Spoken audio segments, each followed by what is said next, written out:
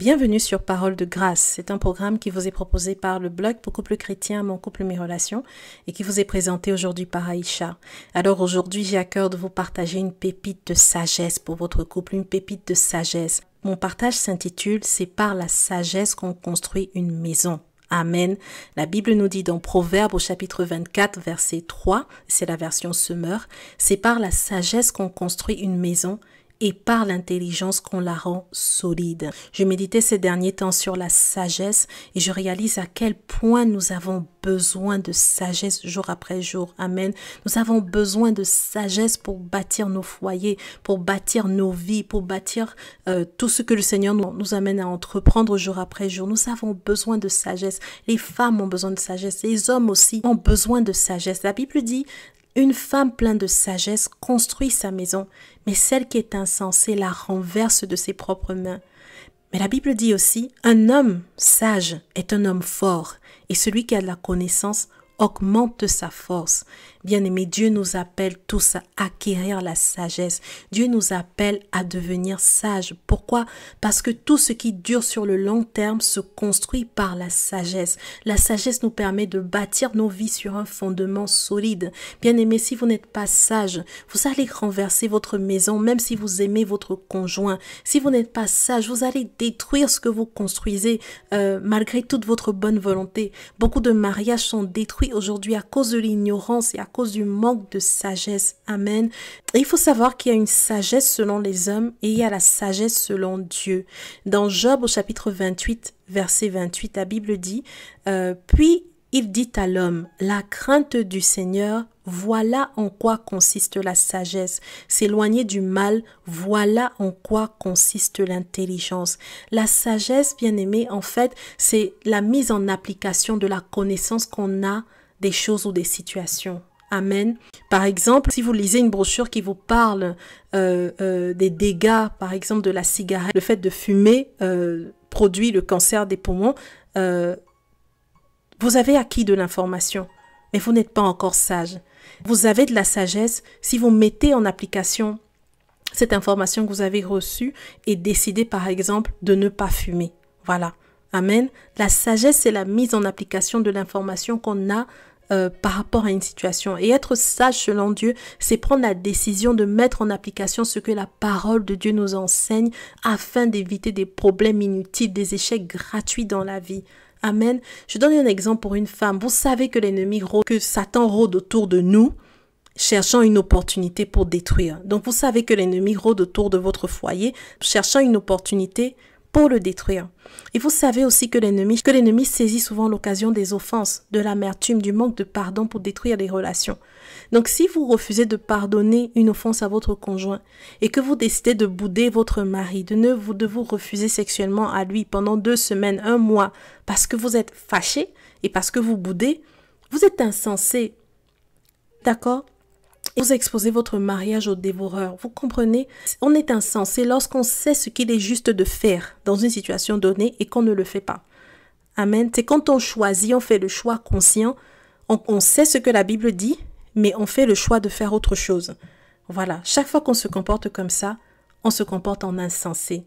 Et la Bible dit que la femme insensée détruit. Celui qui est insensé dans sa vie de tous les jours détruit en fait. Il peut pas, chaque fois qu'on se comporte en insensé, on se positionne en mode destruction.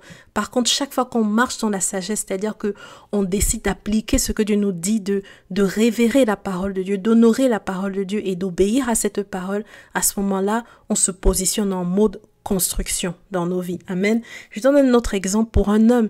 Par exemple, si vous n'établissez pas des limites claires avec votre famille, et vous la laissez s'introduire dans votre couple. Si vous refusez de quitter votre famille comme Dieu le demande dans sa parole pour vous attacher à votre femme, si vous exposez votre femme en la critiquant devant vos parents, devant vos frères et vos sœurs, alors vous êtes insensé parce que vous n'obéissez pas à la parole de Dieu dans ce domaine. C'est un manque de sagesse. Et en faisant ce choix, vous ouvrez la porte de votre foyer au destructeur. Vous vous positionnez en destructeur de votre propre maison. Vous comprenez? Un homme sage, c'est un homme qui craint Dieu et qui obéit à sa parole. Mais un homme insensé, c'est un homme qui méprise la parole de Dieu et donc qui méprise Dieu. Amen. La sagesse, en fait, c'est une décision de chaque instant. J'ai réalisé qu'être sage, ce n'est pas un état permanent. C'est-à-dire que la sagesse, ce n'est pas un trône sur lequel on s'assoit à vie. Ce n'est pas une destination qu'on atteint. Non. On peut être sage aujourd'hui et insensé le lendemain. On peut prendre une décision sage le matin et faire un choix complètement insensé l'après-midi. La Bible nous donne plusieurs exemples d'hommes de Dieu considérés qui ont manifesté la sagesse et la folie. Et je vous en propose deux. David était l'homme selon le cœur de Dieu. C'était un homme sage, un homme qui pratiquait la parole de Dieu.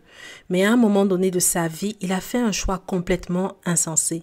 Il a pris Bathsheba, la femme d'Uri, et a fait mourir Uri. Et Uri faisait partie de l'armée de David. C'était un homme fidèle qui servait dans l'armée de David. Et c'est une histoire dont la Bible nous parle dans 2 Samuel, au chapitre 11 et 12. Et donc, ce choix insensé que David a fait a ouvert la porte à la violence dans sa descendance. Et voici ce que le Seigneur lui a dit par la bouche du prophète Nathan. Il a dit dans 2 Samuel 12 au verset 10, « Maintenant, la violence ne quittera plus jamais ta famille parce que tu m'as méprisé et que tu as pris la femme d'Uri le Hittite pour en faire ta femme. » Bien-aimé, chaque fois qu'on néglige d'obéir à la parole de Dieu, qu'on fait le choix de ne pas obéir à la parole de Dieu, c'est Dieu lui-même qu'on méprise en fait et c'est un manque de sagesse. Un autre exemple, c'est l'exemple de Salomon. Salomon a reçu de la sagesse de la part de Dieu. C'était un homme fort sage et extrêmement considéré. Le livre des Proverbes qui compile les paroles qui sortaient de la bouche de Salomon montre l'étendue de la sagesse que Dieu lui avait donnée. Pourtant, Salomon s'est laissé entraîner par l'amour et a eu 700 femmes et 300 concubines, des femmes étrangères qui ont détourné son cœur de Dieu dans sa vieillesse. Et donc cela a introduit la division dans son royaume. Et cela nous est raconté dans 1 Roi au chapitre 11. Bien-aimés, j'ai pris ces exemples pour vous montrer que la sagesse n'est pas une destination qu'on atteint. Ce n'est pas un trône sur lequel on s'assoit. Voilà, je suis devenu sage et je serai sage à vie. Non, la sagesse est une décision de chaque instant. Bien-aimés, c'est pas parce que vous êtes sage aujourd'hui, considéré au milieu de tous comme sage, que vous serez automatiquement sage pour toujours. Non, la sagesse selon Dieu, ce n'est pas une dimension qu'on atteint. Ce n'est pas une position où on s'établit et où l'on demeure pour toujours. Où l'on demeure pour toujours de manière automatique une fois qu'on s'y est positionné. Non, être sage, c'est une façon de vivre. C'est une décision quotidienne. C'est un choix de tous les instants. C'est le choix d'aimer Dieu de tout son cœur et de se détourner du mal. Amen. Voilà, je prie que le Saint-Esprit nous remplisse de sagesse, parce qu'en Christ, nous avons reçu l'esprit de sagesse, que le Saint-Esprit nous conduise dans la sagesse, nous conduise à aimer Dieu, à honorer sa parole et à la mettre en pratique au quotidien. Amen. Au nom puissant de Jésus. Amen. Amen. Voilà, je vais m'arrêter là pour aujourd'hui. Je vous encourage à visiter le blog Mon couple, mes relations pour avoir plus d'informations sur ce thème qu'on a développé. Et je vous encourage également à vous abonner à la plateforme et je vous dis à très bientôt pour une nouvelle vidéo Parole de grâce.